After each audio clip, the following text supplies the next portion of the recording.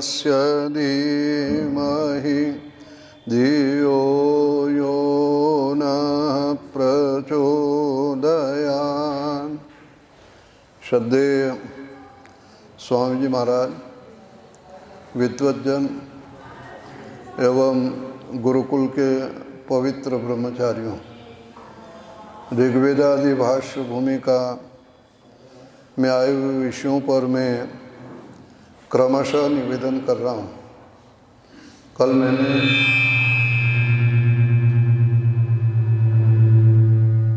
कल मैंने ब्रह्म विद्या, सृष्टि विद्या, गणित विद्या आदि विषयों के ऊपर आपसे निवेदन किया था।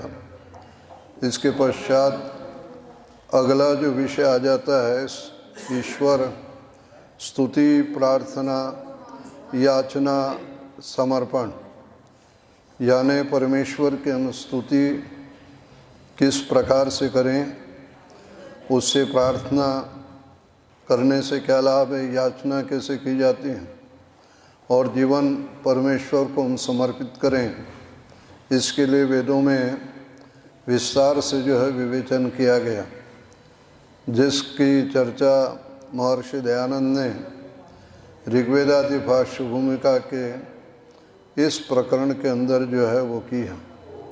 स्तुति के बारे में ऋषि लिखते हैं कि स्तुति के विषय में यो भूतम च भव्यम च आदि मंत्रों के अंदर लिख दिया है, यानी जहाँ परमात्मा का गुणगान किया गया कि जिसने इस सृष्टि की रचना की, वह भूतकाल में भी विद्यमान था, वर्तमान काल में भी है और भविष्य में भी वह रहेगा।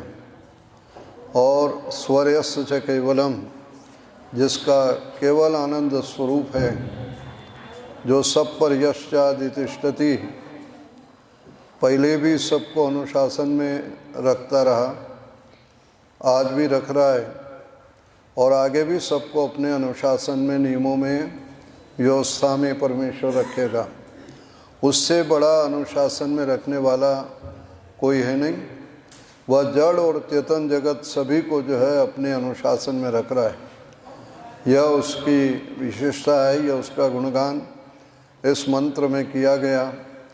और इसी के साथ यस्य भूमि प्रमा अंतरिक्षम आदि अनेक मंत्र परमेश्वर की स्तुति के अंदर जो है, जिसको ऋषि ने प्रारंभ के अंदर ही जो जिनका उल्लेख किया है। स्तुति का तात्पर्य है गुणों में गुणों का वर्णन और दोषों में दोषों का वर्णन, इसको स्तुति कहा गया। गुणेषु गुणारोपणम दोषेषु दोषारोपणम च स्तुति। गुण में यदि कोई दोष लगाता है, गुणेषु दोषारोपणम या दोषेषु गुणारोपणम, यह असूया होगी, निंदा होगी। तो निंदा वो होगी कि जिस व्यक्ति के अंदर कोई गुण है और आप उसके गुण को दोष के रूप में प्रस्तुत कर रहे हो या उसमें दोष लगा रहे हो, तो यह उसकी निंदा होगी। और दोष को ही गुण के रूप में जो व्यक्ति प्रस्तुत करता है, वह भी एक प्रकार से असूया है, निंदा है। लेकिन गुणों की चर्चा, यदि गुण है उसमें और उनकी चर्चा हो रही है, किसी व्यक्ति में दोष है और दोष की चर्चा हो रही है, तो उसी को जो है स्तुति कहा गया।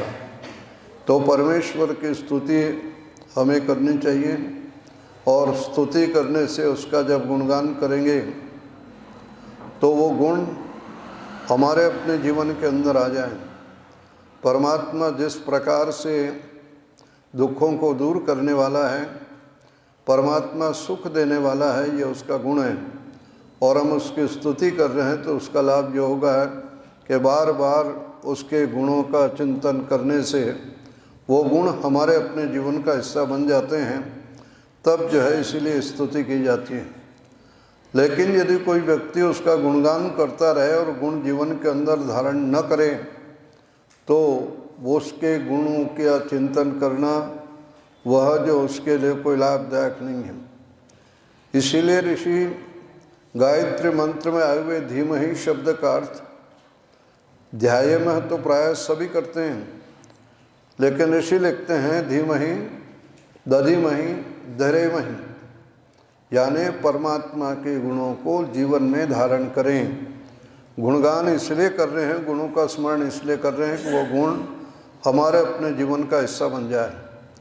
यदि परमात्मा दुखों को दूर करने वाला इस गुण का हम लोग चिंतन कर रहे हैं और स्तुति कर रहे हैं, तो वो गुण हमारे अपने जीवन में भी आ जाए कि दूसरे के दुख को दूर करने का हम भी प्रयत्न करें।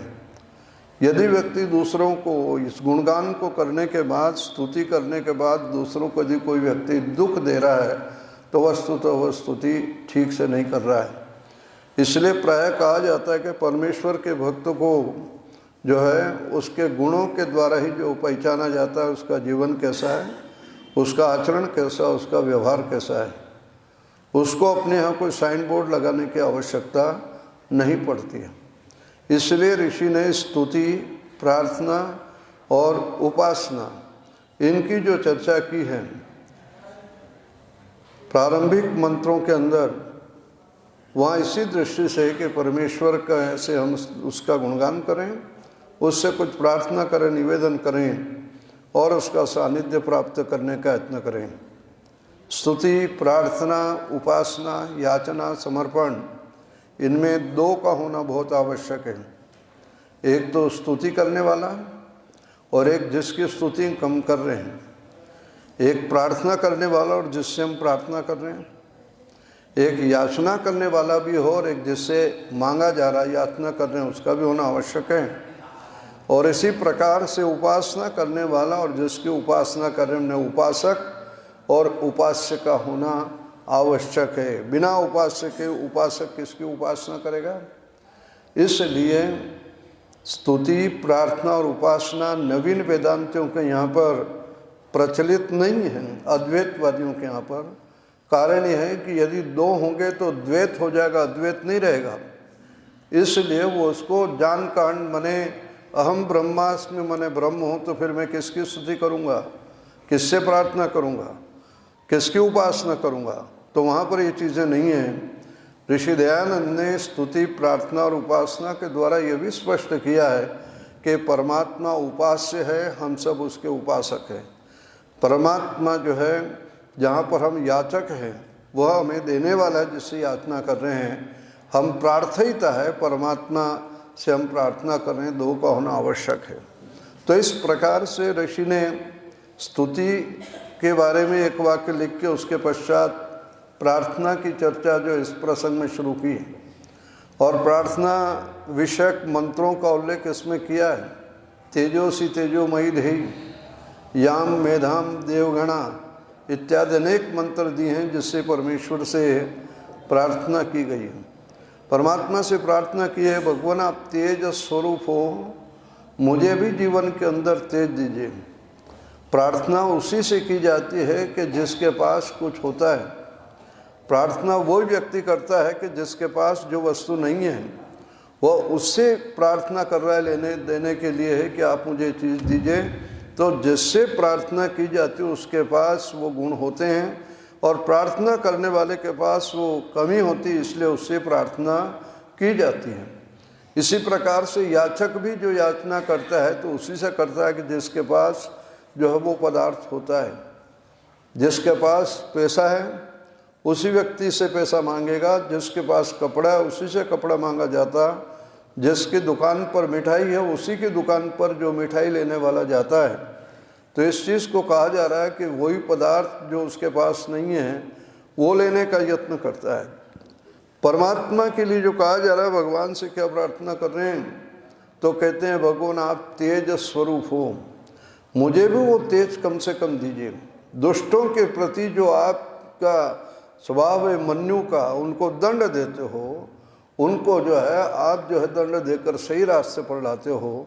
तेजोसी तेजोमयी देहि, हे भगवान मुझ में भी वो तेज दीजिए ताकि दुष्टों का मैं साथ न दूँ और गलत कार्य करने वालों से अपने आप को अलग रखूं, और कोई करता है तो उसको दंड देने की भी क्षमता मुझ में हो। सहोसी सहोमयी देहि इत्यादि जो उसमें कहे गए हैं, बलमसी बलमयी देहि आदि जो उसमें कहा है, भगवान आपसे ज़्यादा सहनशील और संसार में कौन हो सकता है।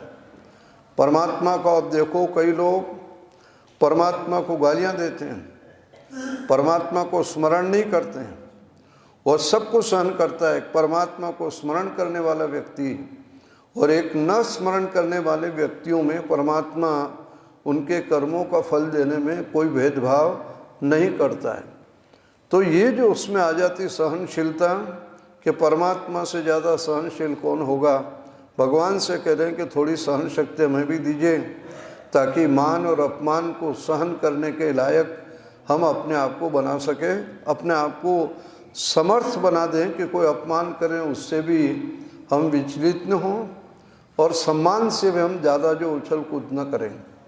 इसलिए भर्तरी का जो श्लोक है, निंदन्तु नीति निपुणा यदि वास्तु बंतु, चाहे व्यक्ति निंदा करे या प्रशंसा करे, न्यायात पथ न प्रविचलन्ति पदम न धीरा, वो न्याय के रास्ते से, सत्य के मार्ग से, धर्म के मार्ग से कभी भी वो विचलित नहीं होता है। यह वही व्यक्ति कर सकता है जिसके अंदर सहनशीलता हो। तो परमात्मा यदि सहनशील है, सहोसी, तो सहो मही देही। आप ऋषि दयानंद के जीवन को पदे पदे देख लो। महर्षि दयानंद का जिस समय पूना के अंदर व्याख्यान हो रहे थे और कई दिन तक व्याख्यान हुए, एक दिन गोविंद महादेव रानाडा ने, जो उस समय महाराष्ट्र में के जज थे, उन्होंने जो है पूना के अंदर महर्षि दयानंद का हाथी पर बैठ करके जुलूस निकाला, सम्मान हुआ जगह जगह। और दूसरे तब जो ऋषि दयानंद से चिढ़ते थे, उन लोगों ने एक नकली व्यक्ति को, नकली दयानंद बना करके एक व्यक्ति को गधे पर बिठाया, उसको जूते की माला पहनाई, उसका मुंह काला किया और जगह जगह उसको रोक के उसके ऊपर कीचड़ है, गोबर है फेंका जा रहा, अपमान भी उसका किया, दयानंद हाय हाय के नारे भी लगाए। एक व्यक्ति ऐसा था जिसने ऋषि दयानंद को हाथी पर बैठे हुए और सम्मान लोग उनका कर रहे, उस समय भी देखा उनको, और एक नकली दयानंद जो बना हुआ था उसको गधे पर बैठा हुआ, काला मुंह किया हुआ, कीचड़ और गोबर लोग फेंक रहे हैं, हाय हाय कर रहे हैं। वो स्थिति का भी जब अनुभव किया उसने ऋषि दयानंद से, जब जाकर के जब कहा, बाद में मिलने वाले लोग मिले, वो भी गया और उसने दुख प्रकट किया कि स्वामी जी ऐसे ऐसे गंदे लोग हैं जो एक नकली दयानंद बनाया, गधे पर बिठाया, काला मुंह किया, गोबर और कीचड़ फेंक रहे और दयानंद हाय हाय के नारे लगा रहे हैं। ऋषि दयानंद ने उसके बात को सुन करके बस एक वाक्य बोला कि भाई नकली दयानंद का तो यही हाल होना चाहिए। यानी मान और अपमान से दयानंद कोई प्रभावित नहीं हो रहे हैं, यह सहनशीलता थी। महर्षि दयानंद ने पदे पदे कितना अपमान सहन किया आप जानते हैं। एक व्यक्ति के पास भिजवाया कि शास्त्रार्थ करना है, तुम अवैदिक मान्यताओं को मानते हो, मुझे शास्त्रार्थ करना है। तो व्यक्ति के पास, जब उस साधु के पास समाचार लेकर के जो व्यक्ति गया, तो उसने उस व्यक्ति से कहा कि स्वामी दयानंद नास्तिक है, उससे शास्त्र चर्चा तो दूर, मैं उसका मुंह भी देखना नहीं चाहता हूँ, टाला उसने। वो व्यक्ति दयानंद के पास आया, उसका जो संदेशा था उसको लेकर के, स्वामी जी ने कहा उसको बोल दो मेरा मुंह नहीं देखना चाहता है। तो कोई बात नहीं, बीच में एक पर्दा लगा देंगे, पर्दे के उस साइड वो बैठ जाएगा, इधर मैं बैठ जाऊँ, लेकिन शास्त्र चर्चा तो कर ही लें। उन्होंने कोई बुरा उसका नहीं माना। ऋषि दयानंद से एक और महंत आया शास्त्रार्थ करने के लिए एक स्थान पर, और वो कहा कि मैं तो बहुत बड़ा महंत हूँ, तुम्हारे बराबर कैसे बैठूंगा मैं, मेरा तो आसन ऊंचा लगाना चाहिए। स्वामी जी ने अपने जो आयोजक लोग थे उनसे कहा कि भाई इसका आसन थोड़ा ऊंचा लगा दो। ऊंचे और नीचे से कोई व्यक्ति जो है छोटा और बड़ा नहीं होता है, लगा दिया।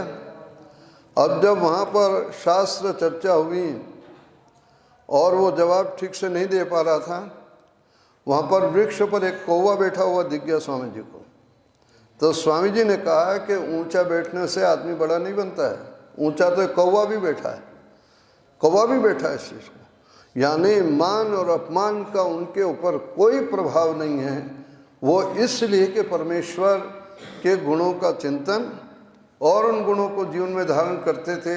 सहो से सौ मई का पाठ तो हम लोग भी करते हैं, लेकिन वो पाठ तो ऋषि दयानंद ने किया था, जो परमेश्वर के उन गुणों को उनके अपने जीवन में रहे। अनेक लोगों ने अपमान किया, अपशब्द कहे, और भी जो है वहाँ पर कीचड़ पत्थर फेंका गया, लेकिन उससे उनके कार्यों में उन्होंने कभी रुकावट नहीं डाली। यह सहनशीलता यदि व्यक्ति के अंदर आती है तो परमेश्वर की उपासना से आती है। इसलिए ऋषि दयानंद उपासना का फल ये भी लिखते हैं कि पर्वत जैसी आपत्ति आने पर व्यक्ति घबराता नहीं है। तो प्रार्थना विषयक जहाँ पर ऋषि ने एक मंत्र दिया, इस प्रकरण में एक मंत्र वो भी दिया जो हम लोग बोलते हैं दैनिक हवन में, याम मेधाम देवगणा। इस मंत्र को भी स्वामी जी ने वहाँ पर जो दिया कि परमात्मा से मेधा बुद्धि की प्रार्थना की जा रही कि हमें मेधा बुद्धि आप दीजिए, हमें सद्बुद्धि चाहिए, क्योंकि व्यक्ति का विकास और उन्नति और सद्गुण सद्बुद्धि के कारण, और यदि जिसकी बुद्धि बिगड़ जाए तो गलत रास्ते पर चला जाता है। तो महाभारत में कहा है कि देवता जिसका विनाश करना चाहते हैं उसको डंडे से नहीं पीटते हैं, उसकी बुद्धि बिगाड़ देते हैं। इसीलिए प्रचलित है बुद्धिर यस्य बलम तस्य, जिस व्यक्ति के पास बुद्धि होती है उसके पास बल भी होता है। गायत्री मंत्र में भी हम परमेश्वर से बुद्धि की तो प्रार्थना कर रहे हैं, धियो यो नः प्रचोदयात्, हे परमेश्वर नः धिय, जो हमें जो है बुद्धि है वो सत्कर्मों में प्रेरित कीजिए। याम मेधाम देवगणा, इस मंत्र में परमेश्वर से उस मेधा बुद्धि को, मेधा आशु ग्रहणम, जिससे कि हम शीघ्र ही ग्रहण कर लें। मैद्री संग में इससे भी मेधा शब्द बनता है, और अंशिष क्योंकि जिसके के द्वारा हम परमात्मा को प्राप्त कर सकें, सद्गुणों को प्राप्त कर सकें, ऐसी धारणावती बुद्धि है परमेश्वर हमें दीजिए। इसलिए तया मेधया, उस मेधा बुद्धि के द्वारा, मेधया कौन सी भक्ति है? मेधया, ये तृतीया भक्ति का एक वचन हो रहा, उस मेधा बुद्धि से, तया मेधया माम अद्य, मुझको आज ही मेधा विनम कुरु, मुझे मेधावी बनाइए। और अंत में शब्द क्या आया? स्वाहा। स्वाहा का अर्थ निरुक्तकार ने भी दिया। इस मंत्र की व्याख्या करते हुए ऋषि दयानंद स्वाहा की व्याख्या करते इस बात को देते हैं सुआह, जो यास्क ने दिया है। सुआह मैंने हम अच्छा बोले, सुष्टु, कोमलम, मधुरम, प्रिय वचनम, यानी ऐसा हो जो प्रिय लगने वाला हो, कड़वा लगने वाला न हो, किसी को बुरा नहीं लगे। इसलिए कहा गया सत्यम ब्रूयात प्रियम ब्रूयात, प्रिय कहाँ वहाँ पर। निंदा भी पाप है और चापलूसी भी पाप है, ध्यान दीजिएगा। जो व्यक्ति जिसमें कोई गुण नहीं है उसकी चापलूसी कर रहा है, उसकी झूठी प्रशंसा कर रहा है, वाणी का पाप कर रहा हो। और जिस व्यक्ति में गुण है और उसको निंदा कर रहा है, वह भी एक प्रकार से जो पाप कर रहा है। इसलिए वाणी का पाप हम न करें। जहाँ पर जो है वाणी की चर्चा करते हुए और प्रिय और सत्य जो शब्द हम ठीक प्रकार से बोले। चापलूसी वाली वो चर्चा अपने पंचतंत्र में सुनी होगी कि गधों का ऊँटों का विवाह हो रहा था, और उस ऊँटों के विवाह में गीत गाने के लिए कोई आया नहीं, गधों को बुलाया। गधों ने सोचा कि आज तो हमारा बड़ा किसी ने ध्यान रखा है, अब तक तो हमें कोई बुलाता नहीं था, आज इन्होंने बुलाया। तो उन्होंने ऊँटों की प्रशंसा की, कितनी बढ़िया जो है आपकी कमर है, बीच में से उठी हुई है, ऐसी किसी प्राणी की नहीं है, टांगे भी कितनी लंबी लंबी है, गर्दन कितनी लंबी है, उसकी प्रशंसा की। ऊँटों ने देखा आज तक तो हमारी किसी ने प्रशंसा नहीं की, उन्होंने गधे की प्रशंसा प्रारंभ कर दी। कितना सुंदर स्वर है आपका, कितना बढ़िया आलाप लेते हो, कितना उतार और चढ़ाव आप लेते हो, आप जैसा सुंदर तो कोई गीत गाने वाला नहीं है। तब वहाँ पर उसने लिखा था पंचतंत्रकार ने, उषाणाम विवाहेषु गीतम गायंती गर्दभा परस्परम प्रशंसन्ति अहो रूपम अहो ध्वनि। तो ये वाणी का पाप है कि आप निंदा भी कर रहे हो और चापलूसी भी कर रहे हो। तो ऋषि इस चीज़ को कहते हैं कि हम जो है सत्य बोलने के साथ साथ जो है मधुर बोलें, कड़वा न बोलें। पारुष्यम अनृतम चेव, वहाँ दिया उसने पेशुन्यम चापि सर्वशः। कोई चुगली कर रहा है, कोई जो कठोर बोल रहा है, और इस प्रकार से जो है वो झूठ बोल रहा है, तो कहता है कि ये वाणी के पाप है। वांगमयम चतुर्विध कह करके उन्होंने इस चीज़ को लिखा है। इसलिए स्वाहा का मतलब है सुआह, यानी हम जो अच्छा बोलें, सुष्टु कोमलम मधुरम। दूसरा दिया स्वाम वाक आह इति वै स्वाहा, निरुक्त में जो दिया है। और ऋषि लिख रहे हैं कि या जान मध्य स्वकीया वाक वर्तते, जो वाणी हमारी जितना हमें जान है उस वाणी का उपयोग करते हैं, जितना हम जानते हैं उसके लिए कहते हैं कि तदेव वाग इंद्रियेण वाच्यम, वही बोलना चाहिए। जो जानता है उतना ही हम बोलें, यानी सत्य बोलें, मधुर बोलें और सत्य बोलें। जो ज्ञान में है वही वाणी में हो, जो वाणी में हो वही हमारे ज्ञान जानकारी के अंदर हो। और तीसरा अर्थ और दे दिया जो यास्क ने लिखा है, स्वम प्राह युति वै स्वाहा। स्वामी जी लिखते हैं कि स्वकीयम पदार्थम, अपने पदार्थ के प्रति, प्रत्येव उसी के प्रति, स्वत्वम वाच्यम, अपना जो पदार्थ है उसी को अपना कहना चाहिए, न पर पदार्थम, दूसरे के पदार्थ को जो है हमें जो है वो नहीं कहना चाहिए। इतनी बड़ी बात कह दी। अपने पदार्थ को अपना कहना, दूसरे के पदार्थ को लेना तो पाप है ही, लेकिन दूसरे के पदार्थ को, दूसरे की वस्तु को, दूसरे के सामान को अपना कहना भी पाप है। महाभारत और रामायण दोनों के अंदर आप अंतर देख लो। राम को पिता ने कहा कि भाई आपको 14 साल दंडकारण्य में रहना है, वो दंडकारण्य चले जाते हैं, वो नहीं लिए राजगद्दी को, 14 वर्ष तक वो रहे। और उधर भरत को जिस समय राज्य की बात हुई तो भरत कहते हैं कि बड़े भाई के रहते हो मैं इसको नहीं लूँगा, दोनों ने राज्य गद्दी को ठुकराया। इतना बड़ा जो है उदाहरण दुनिया के इतिहास में कहीं दूसरा नहीं मिलता है। और उसको उल्टा देख लो महाभारत के अंदर, वहाँ पर जो है दुर्योधन यानी कौरवों का राज्य उसका उनका अपना है, और पांडवों के राज्य को भी जो है वहाँ जो है दुर्योधन ने छीनने का प्रयास किया, जिसका परिणाम हुआ कि कौरव वंश का जो है विनाश हो गया। तो वहाँ पर जो है स्वाहा का एक और अर्थ जो स्वामी जी दे रहे हैं कि स्वम माने अपने ही पदार्थ को अपना कहना चाहिए, दूसरे के पदार्थ को अपना नहीं कहना चाहिए। और चौथा अर्थ और वहाँ पर दे दिया सुष्टु रीत्या, अच्छे प्रकार से संस्कृत्य साफ सुथरा और संस्कारित करके, हवि सदा होतव्यम, सामग्री साफ होनी चाहिए, समिदाएँ साफ होनी चाहिए, घी जो है बिल्कुल शुद्ध होना चाहिए। ये स्वाहा करते स्वाम आह इति वै स्वाहा जो यास्क ने लिखा है उसकी व्याख्या ऋषि दयानंद यहाँ कर रहे हैं कि भाई स्वाहा का मतलब ये है कि जो है आप स्वाहा कहते हो आहुति दे रहे हो, तो जिस पदार्थ की हवि दे रहे हो वो पदार्थ भी जो है शुद्ध होना चाहिए, पवित्र होना चाहिए, गंदा नहीं होना चाहिए। स्वाहा का क्या करते हो, एक बार आप कर दो ना, बीच में क्यों छोड़ते हो उसको। तो याम मेधाम मंत्र के द्वारा परमेश्वर से प्रार्थना की और कह रहे हैं कि जो व्यक्ति इस प्रकार से परमात्मा के प्रति समर्पित रहता है, परमात्मा ऐसे ही धर्मात्मा लोगों को आशीर्वाद देता है। जो छली कपटी लोग हैं परमात्मा उनको आशीर्वाद नहीं देता है, न्यायकारी को नहीं देता। ऋषि लिख रहे हैं युष्माकमस्तु, मने तुम ही लोगों को मेरा आशीर्वाद प्राप्त होगा जिनका आचरण धर्म से युक्त होगा, छल कपट से दूर होगा, तो प्रार्थना करने वालों का जीवन इसी प्रकार से ठीक होगा। ये प्रार्थना के विषय में महर्षि दयानंद ने विस्तार से लिखा है। याचना की भी चर्चा की, यानी प्रार्थना में जहाँ सद्गुणों की प्राप्ति के लिए हम भगवान से प्रार्थना कर रहे हैं, यानी प्रार्थना इसलिए की जा रही है कि प्रार्थना से निरभिमानिता आवे।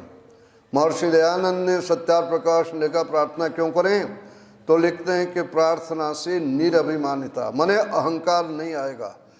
जब ये सिद्धांत हम मानते हैं कि जो कर्म कर रहे हैं उसका फल अपने को मिलता ही है, फिर हम क्यों प्रार्थना करें। तो कर्म कर रहे हैं उसका फल मिलता है, लेकिन उस फल को प्राप्त करते हुए कभी यह ना है कि हमको कोई फल देने वाला नहीं है, हम अपने कर्म का हमने किया इसलिए मिल रहा है। तो ऋषि इस चीज़ को भी याद दिलाते हैं कि कर्म करने के लिए जिस परमात्मा ने शरीर की रचना की, आपको बुद्धि दी है, ये संसार के सारे साधन दिए, वो भी तो उसकी कृपा है। उसकी कृपा न होती और ये चीज़ें तुम्हें नहीं मिलती तो तुम कैसे कर्म करते। और एक परीक्षक, ठीक से बैठो, एक परीक्षक जब विद्यार्थी परीक्षा देता है और परीक्षा देने पर कि मैंने लिखा इसलिए मुझे नंबर मिले, तो परमात्मा की क्या आवश्यकता है? भाई आपने लिखा है, ठीक है, आपने कर्म किया है, लेकिन यदि उन कर्मों का फल देने वाला कोई नहीं होगा, पेपर चेक करने वाला कोई नहीं होगा, नंबर देने वाला नहीं होगा, तो कहाँ से आप अंकों को प्राप्त करोगे? तो कर्मों के फल की व्यवस्था भी परमात्मा कर रहा है, इसलिए उसके प्रति हमें कृतज्ञ होना चाहिए। और इसीलिए इस चीज़ को कहा कि प्रार्थना से अहंकार नहीं आएगा, निरभिमानिता रहेगी। और एक चीज़ और याद दिला दी, प्रार्थना से द्वारा जो है पुरुषार्थ के पश्चात प्रार्थना करनी चाहिए। मेहनत करें उसके बाद प्रार्थना करें, काम नहीं करें, मेहनत नहीं करें और भगवान से प्रार्थना करें कि मुझे ये मिल जाए तो वो मिलने वाला नहीं है। लोगों ने दोहे भी बना रखे हैं, अजगर करे न चाकरी, पंछी करे न काम, दास मलुका कह गए सबके दाता राम। मने भगवान देगा तो नहीं, निकम्मे आदमी की प्रार्थना परमात्मा नहीं सुनता। निकम्मे आदमी की प्रार्थना परमात्मा क्या, मनुष्य भी नहीं सुनता है। आप सड़क पर जा रहे हो, गर्मी के दिन हो, साइकिल पर कुछ सामान ला रहे हो, अनाज ला रहे हो 10-20 किलो, और साइकिल के पीछे सीट पर रखा और वो गिर गया, और गर्मी बहुत है, धूप पड़ रही, मई जून का महीना है, साइकिल भी वहीं पटक दी, सामान भी पटक दिया, और छाया में, साइड में छाया के नीचे खड़े हो, और आने जाने वालों से करेंगे भाई साहब वो सामान रखवा दो। 20 आदमी सुन के चले जाएंगे, हंस देंगे कैसा मूर्ख है, खुद छाया में खड़ा है और उनसे करा के सामान रखवा दो, उसकी कोई बात नहीं सुनेगा। लेकिन वही व्यक्ति जो है साइकिल को एक हाथ से पकड़ता है, दूसरा हाथ से वो सामान उठाता है, सामान उठाता है तो साइकिल टेढ़ी मेढ़ी हो जाती, और साइकिल को ठीक पकड़ता तो सामान उठता नहीं। इस उठक पटक में वो तरबतर पसीने से हो रहा है, और रास्ते चलते व्यक्ति से कहते हैं जरा सहारा दे दो या साइकिल पकड़ लो, सामान रखवा दो, तो चलता हुआ आदमी रुक जाता है और उसका सामान रखवा देता है। पुरुषार्थ करने वाले व्यक्ति की प्रार्थना परमात्मा क्या इंसान भी सुनता है, और जो व्यक्ति मेहनत नहीं करता है उसकी प्रार्थना मनुष्य क्या परमात्मा भी सुनता नहीं है। इसलिए कहा गया है कि प्रार्थना व्यक्ति निकम्मा रह करके नहीं करे, परिश्रम करे, और परिश्रम करने के पश्चात पुरुषार्थ करने के बाद यदि प्रार्थना करेगा तो उसकी प्रार्थना कोई न कोई अवश्य जो है सुन लेगा। परमात्मा से भी प्रार्थना हमें पुरुषार्थ करने के पश्चात करनी चाहिए, और ऐसी भी प्रार्थना नहीं करनी चाहिए, ध्यान रखना, कि भगवान झाड़ू लगा दे, कपड़े धो दे, खाना पका दे, रोटी ला के दे दे, ये काम परमात्मा का नहीं है, ध्यान देना।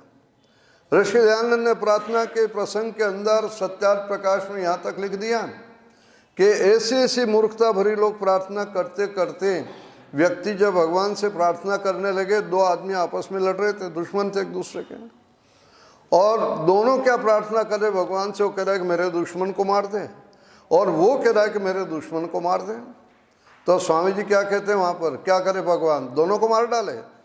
तो क्या कहता है प्रार्थना करने का पक्ष लेने वाला व्यक्ति, वो कहता है कि जो ज़्यादा भक्ति करता है परमात्मा उसकी प्रार्थना स्वीकार कर ले, यानी बड़े भक्त की प्रार्थना स्वीकार कर ले। तो स्वामी जी कहते हैं बड़े भक्त की प्रार्थना स्वीकार कर ली, छोटे के हाथ, छोटे को मार डाला, लेकिन छोटे भक्त की जो कम प्रार्थना करता है उसकी थोड़ी तो प्रार्थना भगवान सुनेगा, तो क्या करेगा? तो कहें कि बड़े भक्त के हाथ पैर तो तोड़ दे, एक आँख उसकी फोड़ दे, तो ऐसा करेगा वो क्या? तो कहा ऐसी मूर्खता भरी प्रार्थना परमेश्वर से नहीं करनी चाहिए, ऐसी प्रार्थना नहीं होती है। तो इस प्रकार से प्रार्थना के विषय में ऋषि ने अपने ग्रंथों में जहाँ लिखा है वहाँ ऋग्वेद आदि भाष्य भूमिका में भी इस प्रसंग में बहुत सारे मंत्र भी दिए और बहुत सारे तर्क दिए, बड़ा विस्तार से संकेत दिया।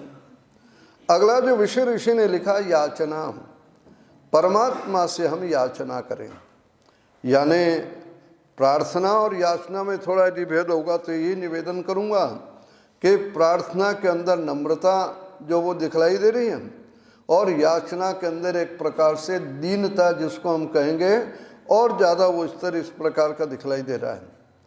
तो याचना जो कहते हैं याचक की बड़ी हालत खराब, याचक बहुत हल्का होता है। संस्कृत में एक वाक्य आता है, तृणादपि लघु स्थूलः, तिनके से भी हल्का क्या होता है, रुई होती है।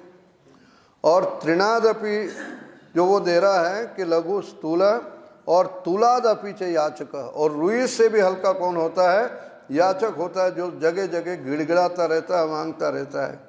अरे मांगना है तो परमेश्वर से मांगे, दूसरे के आगे हाथ क्यों फैलाएं।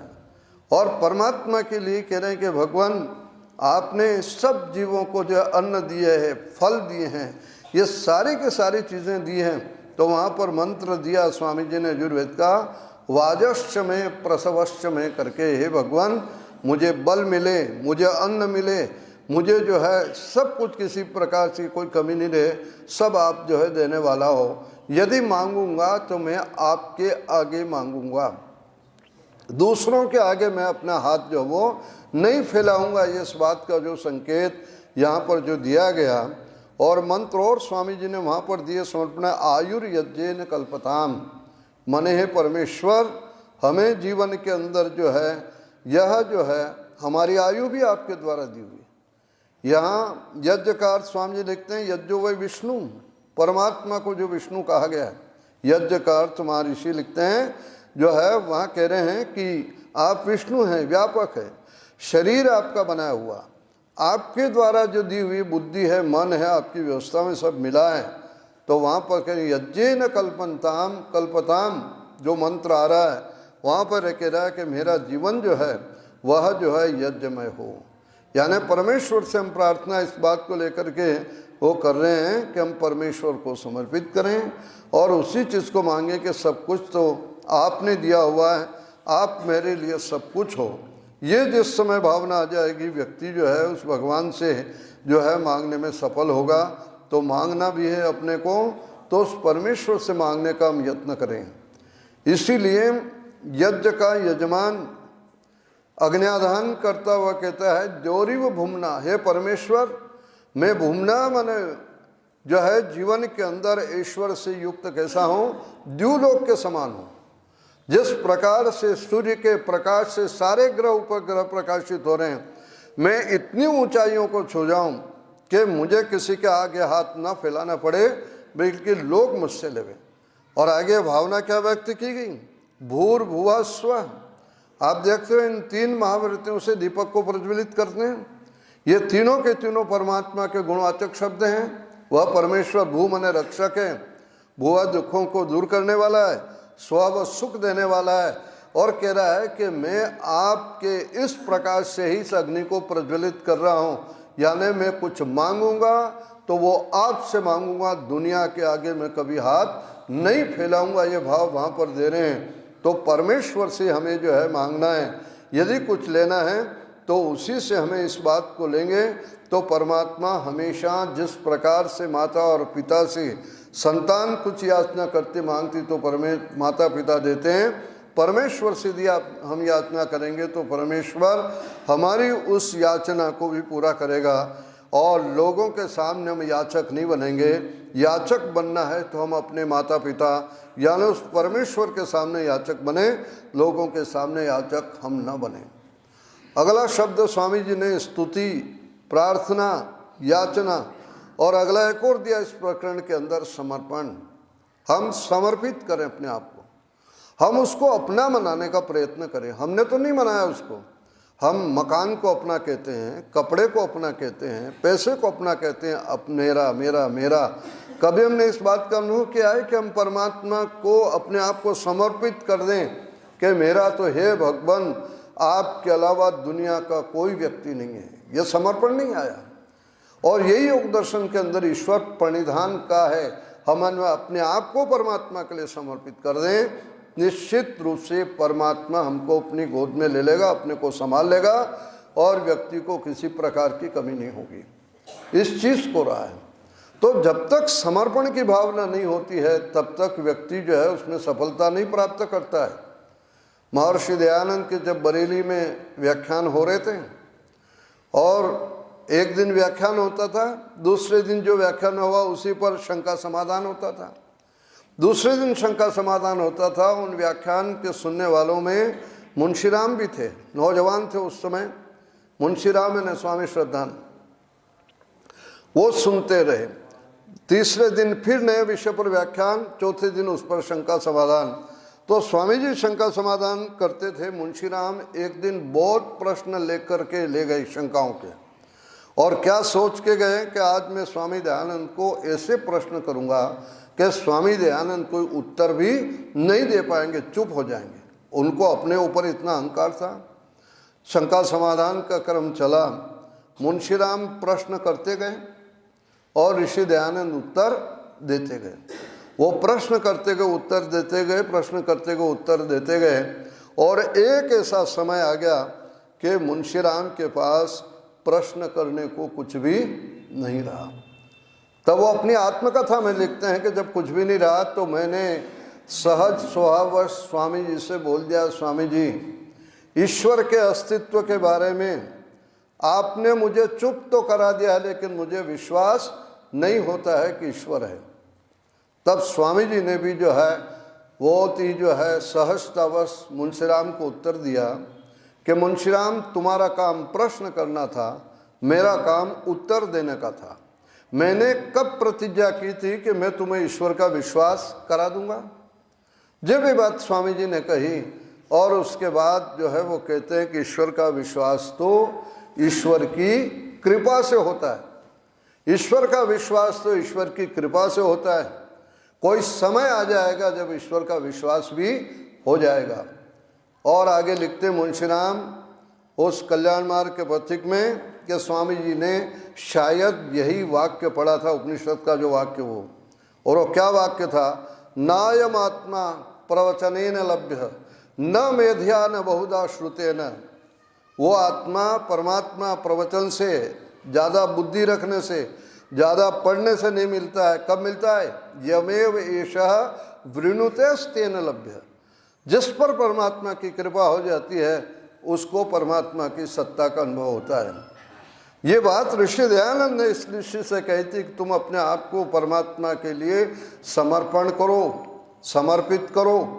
इसलिए वेद के अंदर मंत्र आता है, साधक परमात्मा को समर्पित करता हुआ कह देता है, अस्माकं अस्तु केवल है भगवान, मेरे तो केवल आप ही हो। न पति है, न पत्नी है, न भाई है, न बच्चा है, न मकान है, न पैसा है, न धन दौलत है, सब कुछ हो मेरे, वो आप ही हो। और इस भावना को लेकर के परमात्मा को जो व्यक्ति समर्पण कर देता है, परमात्मा की सत्ता का उसको अनुभव हो जाता है। इसलिए समर्पण की बात कही। योग दर्शन में इसे ईश्वर प्रणिधान कहा गया है, और वो इसी दृष्टि से जो कहा गया है, वहाँ पर ऋषि जो है आयुर्यज्ञ ने कल्पताम की चर्चा करते, व्याख्या करते हुए इस बात को लिखते हैं, यद अस्मदीयम आयुरस्ति है भगवान, जो मेरी अपनी आयु है, जो मेरा अपना जो यज्ञ है, मतलब जीवन है, वो कह तद ईश्वरेण परमेश्वराय समर्पितम अस्तु। मेरा जो जीवन है वो परमेश्वर को समर्पित है, किसी दूसरे के लिए नहीं है। जिस दिन ये भावना आ जाएगी समर्पण की, उस दिन परमात्मा की सत्ता का व्यक्ति जो वो अनुभव कर लेगा। इस प्रकार से ऋषि ने जो है समर्पण विषय को बड़ा विस्तार से जो है वो स्पष्ट किया है। तो इस प्रकार से परमेश्वर की स्तुति, उसकी प्रार्थना, उससे याचना और उससे समर्पण के पश्चात अगला जो विषय आ जाता है वो ऋषि लिखते हैं पर उपासना विषय, जो एक प्रकरण हो रहा है। उपासना विषय के बारे में जो है ऋषि लिखते हैं कि अत्र जीवेन सदा परमेश्वर से उपासना कर्तव्या। यहाँ जीव को हमेशा परमेश्वर की ही उपासना करनी चाहिए। उपासना कथम रीत्या कर्तव्या, वे उपासना किस रीति से करें, यह सारा का सारा वर्णन उपासना प्रकरण के अंदर महर्षि दयानंद ने बड़ा विस्तार से दिया है। परमात्मा के हम उपासना करें, जो वेद के मंत्र जो दिए, युंजते मनः या युंजानम प्रथमम मनः, अपने मन को शुद्ध और पवित्र करके परमात्मा के गुणगान में अपने आप को लगाने का यत्न करें। वैसे उपासना शब्द का अर्थ होगा उप मने समीप, आसन मने बैठना, परमात्मा के समीप बैठना। परमात्मा जो है इसे देखोगे आप स्थान की दृष्टि से तो वो सब जगह विद्यमान है, सब जगह व्यापक है। तो वहाँ पर जो है न तो काल की दृष्टि से दूरी है परमात्मा के साथ, न स्थान की दृष्टि से दूरी है, वो तो हर जगह है, हम जहाँ भी जाएंगे परमात्मा है। और काल की दृष्टि से भी दूरी नहीं है कि 100 साल पहले था अभी नहीं है, या अभी है आगे नहीं रहेगा। काल की भी दूरी नहीं है, स्थान की भी दूरी नहीं है। दूरी तो हमारे अपने मन की है, विचारों की है। जिस दिन हमारा मन परमात्मा के अंदर लग जाएगा वहाँ पर हम परमात्मा की सत्ता का अनुभव कर लेंगे। इसलिए कह रहे कि युंजते मना, अपने मन को परमात्मा के अंदर आप लगाने का प्रयत्न करो। और परमात्मा में मन को लगाने के लिए जो योग दर्शन में बड़ा विस्तार से जो है उपासना रीति, किस प्रकार से उपासना करनी चाहिए, इस प्रकरण में ऋषि दयानंद ने योग दर्शन के कई सूत्र वहाँ पर रखे हैं कि हम उपासना किस प्रकार से करें। तो किस प्रकार से करें इस चीज़ का योग दर्शन के सूत्रों का उल्लेख करते हुए ऋषि इस बात को कह रहे हैं, लिख रहे हैं वहाँ पर। महर्षि पतंजलि ने लिखा, योगश चित्त वृत्ति निरोध, मन की वृत्तियों को रोकने को, माने मन जो हमारा सांसारिक पदार्थों में, विषयों में, सांसारिक जगत में जा रहा है उधर से हम रोकें और परमात्मा में अपने मन को लगाने का प्रयत्न करें। बस यहीं से योग की शुरुआत होती है। वहाँ उदाहरण देते कि पानी जैसे नीचे बहता जा रहा है और उस पानी को दूसरी तरफ ले जाना है तो वहाँ पर बांध बांधना होगा, पानी को रोकना होगा। और पानी जब रुक जाएगा, बहुत हो जाएगा, तो जिस साइड में नीचे ज़मीन है उस साइड पानी चला जाएगा। यदि हमें ठीक इसी प्रकार से जो व्यक्ति खाने में, पीने में, घूमने में, चखने में और देखने में लगा हुआ है, वो कह रहा है कि अपनी वृत्तियों को इधर से रोको, सांसारिक विषयों को हम इधर से रोक करके जो है परमात्मा के गुणगान में लगाएंगे तो परमात्मा में हमारा मन लग जाएगा। इसीलिए व्यास ने लिखा, इंद्रियभ्य परम मनः, मनसस्तु परा बुद्धि, बुद्धेस्तु परतः स।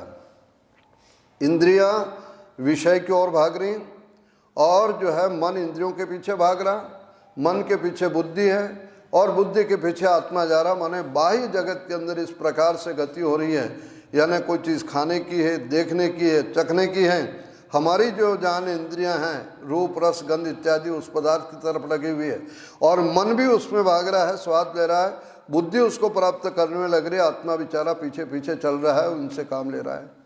जिस दिन व्यक्ति आत्मा को परमात्मा की तरफ मोड़ देगा, वहाँ पर इस बात को कह रहा है कि आत्मा परमात्मा की हो रही, आत्मा के पीछे बुद्धि हो जाएगी, बुद्धि के पीछे जो मन हो जाएगा, मन के पीछे इंद्रियां हो जाएगी, जो इंद्रियों के पीछे ये विषय हो जाएंगे, सांसारिक विषय हो जाएंगे। हमें इधर से जो है न जाने देकर उल्टी गति करनी पड़ेगी। बस यही योग की जो स्थिति है। तो इसीलिए जो है वहाँ पर सांसारिक व्यक्ति और योगी की जो चर्चा की है, गीता के दूसरे अध्याय में भी श्लोक आया महाभारत का, या निशा सर्वभूतानाम तस्याम जागृति संयमी यस्याम जागृति भूतानि सा निशा पश्यतो मुने। योगी उस सांसारिक विषयों के प्रति सोया हुआ रहता है जिधर दुनिया जागी हुई है, भाग दौड़ में लगी हुई है, और जिधर जो है दुनिया के लोग सोए पड़े, जिनको परमात्मा का होश नहीं है, वो योगी उसकी तरफ जो है लगा हुआ है। तो योग यही होगा कि विषयों से हमें जो इंद्रियों को बजाय जो है इंद्रियों को जाने देने के बजाय इंद्रियों को मन, मन को बुद्धि, बुद्धि को आत्मा और आत्मा परमात्मा की तरफ चलेगा तो निश्चित रूप से योग के अंदर उपासना में हम जो वो सफल हो सकेंगे और ये चीज़ हो जाएगी।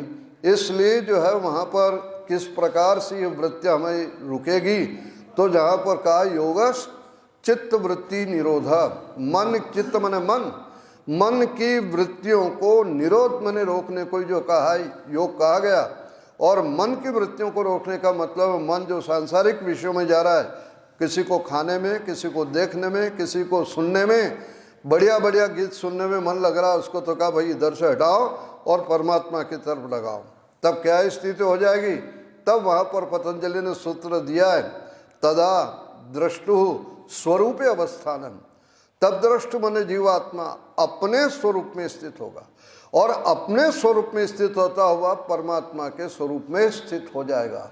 ये भी ऋषि दयानंद की उपज्ञा है। सब भाष्यकारों ने लिख दिया है कि आत्मा अपने स्वरूप में स्थित हो जाएगा, अपने स्वरूप में हो जाएगा। योग कहते हैं कि ऋषि नहीं, अपने में स्थित होता हुआ परमात्मा में क्या होगा, स्थित होगा। यानी क्योंकि आत्मा में भी कौन है, परमात्मा विद्यमान है, इसलिए वो अपने में स्थित होता हुआ परमात्मा में स्थित हो जाएगा। उसी को हम क्या कहेंगे, योग कहेंगे। तभी तो व्यक्ति प्रसन्नता का अनुभव कर सकेगा।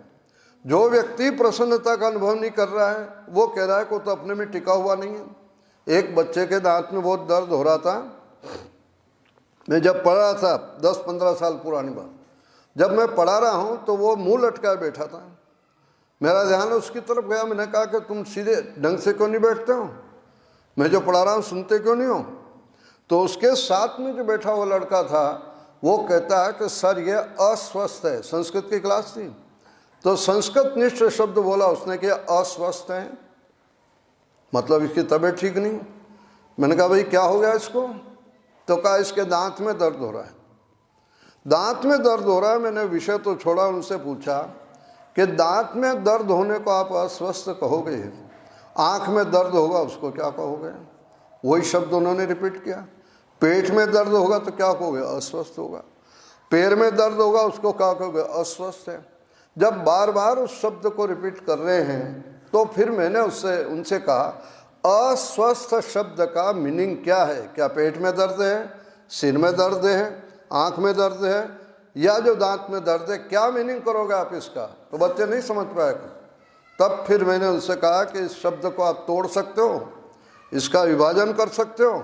व्याकरण की क्लास थी, उन्होंने फटाक से बोल दिया अ प्लस स्वस्थ, जो स्वस्थ नहीं है वो क्या है, अस्वस्थ है। तो फिर तो हो जाएगा। मैंने कहा और भी कुछ हो सकता है इसमें, तो उनको इतना व्याकरण नहीं आता था। मैंने कहा और भी टुकड़े इसके करो, इसमें 2 शब्द और हैं, स्व प्लस थ, स्वस्मिन तिष्ठति इति स्वस्थ। स्वस्थ कौन कहलाएगा, जो अपने में टिका हुआ है उसको हम क्या कहेंगे, स्वस्थ कहेंगे। और जो अपने में टिका हुआ नहीं है वो क्या कहलाएगा, अस्वस्थ कहलाएगा। यह जो लड़का है अपने में टिका हुआ नहीं, कहाँ टिका हुआ, ये दांत में टिका हुआ है। इसका पूरा ध्यान किसमें, दांत में। जिसके पेट में पूरा दर्द हो रहा है जोर से, वो कहाँ टिका हुआ है, पैर में या पेट में टिका हुआ है, तो वो अपने में टिका हुआ नहीं है, इसलिए उसको अस्वस्थ कहते हैं। तो ये तो भौतिक दृष्टि से हुआ। कोई व्यक्ति पैसे में टिका हुआ है, अपना पैसा ही गिनने में लगा रहता है, हिसाब लगा रहता है, मेरे पास इतना हो गया, इतना हो गया, इतना और कर लूँगा। कोई मकान में टिका हुआ है, मेरे पास 1 मकान, 2 मकान, 10 मकान। कोई ज़मीन में टिका हुआ है, कोई जो है कपड़ों में टिका हुआ है, कोई जो दूसरों में टिका हुआ है। तो वहाँ पर जो है पतंजलि इस बात को कह रहे कि वो सब क्या है, अस्वस्थ है और रोगी हैं, प्रसन्नता नहीं है। इसलिए आयुर्वेद में जो है स्वस्थ शब्द की परिभाषा करते हुए कहा समदोष समाग्निश समधातु मलक्रिय, माने वात पित्त कफ संबंधी दोष बराबर हो, जठराग्नि हमारी ठीक से हो रही हो, मलमूत्र की क्रिया ठीक से हो, शरीर में कोई रोग ना हो। और आगे क्या देता है, प्रसन्न आत्मेन्द्रिय मना स्वस्थ इत्यभिधीयते।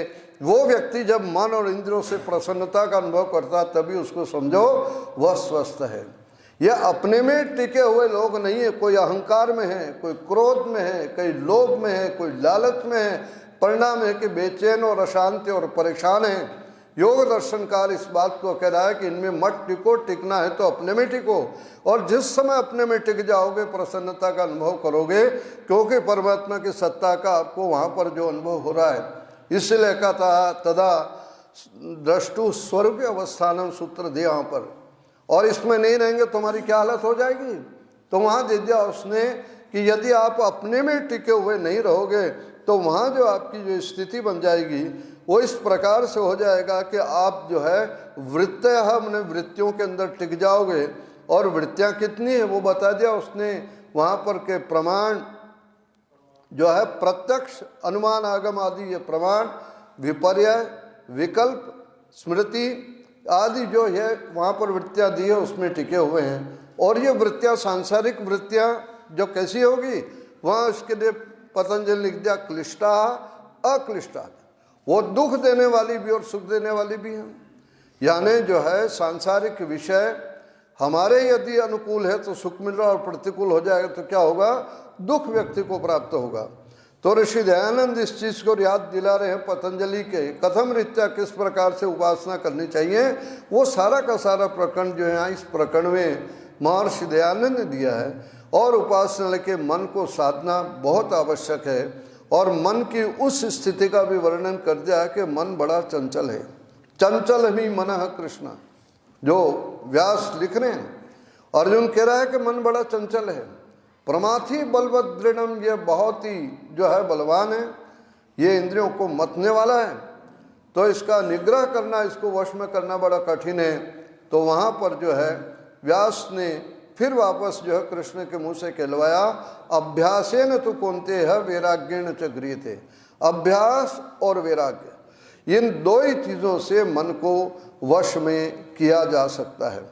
तो अभ्यास और वैराग्य की जहाँ बात आ जाती है, उस अभ्यास के लिए भी महर्षि पतंजलि के वो सूत्र दिए वहाँ पर कि वो अभ्यास कैसा होगा। उस अभ्यास के लिए तो हमारे जीवन में जो है निरंतरता होनी चाहिए। सतु दीर्घ काल निरंतर्य सत्कारा सेवितो दृढ़ भूमि, मन को वश में करने का जो ये उपाय हो सकता है। तो कह रहे हैं कि वहाँ पर जो दीर्घ काल, बहुत लंबा समय लगेगा। आप जिस प्रकार से चंचल स्वभाव के बन करके बैठे हो और वो चंचलता मन के कारण से हो रही है, स्थिरता तब आएगी कि आपको बहुत लंबे समय तक धीरे धीरे जो है अभ्यास करना पड़ेगा। और उसके लिए कह रहा है कि देखो उपासना में भी, संध्या में भी हमें बैठना है कि हमारा मन लगे। तो कह रहा है कि लंबा समय तक, और लंबे समय के साथ साथ क्या दिया उन्होंने, निरंतर होनी चाहिए। निरंतर है कि भाई आज संध्या कर ली और 2 दिन छुट्टी कर दी और तीसरे चौथे दिन फिर बैठ गए। तो कहा कि नहीं, ऐसे जो है आपका मन जो है साधना के अंदर नहीं लगेगा। निरंतरता भी उसके अंदर हो, रेगुलरिटी होनी चाहिए। एक दिन पढ़ोगे और 4 दिन छुट्टी करोगे तो पिछला सारा भूल जाओगे जो भी याद किया है। इसलिए नियमित रूप से जो अध्ययन करने का जो संकेत दिया है वो इसी दृष्टि से दिया है। तो लंबा समय हो और साथ में जो है श्रद्धा वाली बात, निरंतरता का ही। और आगे एक और वाक्य दे दिया यहाँ पर, सत्कारा सेवितो दृढ़ भूमि, जिस काम को आप कर रहे हो उसके प्रति आप में श्रद्धा होनी चाहिए। संध्या कर रहे हो और संध्या में श्रद्धा नहीं है तो उसका फल नहीं मिलेगा। साधना कर रहे हो और यदि उसमें श्रद्धा नहीं, क्या पता मिले नहीं मिले, तो वो भी सफलता जो नहीं प्राप्त हो सकती है। तो ऋषि इस बात को याद दिला रहे हैं कि परमात्मा की उपासना में जो हमारे में निरंतरता होनी चाहिए, श्रद्धा होनी चाहिए, और इस प्रकार से धीरे धीरे हम अभ्यास करेंगे तो हमारा मन जो है वो ठीक प्रकार से हमारे अपने अनुकूल जो हो जाएगा। ये चीज़ वहाँ पर जो है बड़ा विस्तार से जो वो दी गई है। और मन को लेकर के महर्षि पतंजलि ने, यानी हमारा मन कैसे लगे, परमात्मा तक हम कैसे पहुँचे, उसके लिए वहाँ पर जो है वो 5 यम, 5 नियम, आसन, प्राणायाम, प्रत्याहार, वो सारे अष्टांग योग की चर्चा इस उपासना प्रकरण में महर्षि दयानंद ने जो बड़ी विस्तार से लिखी।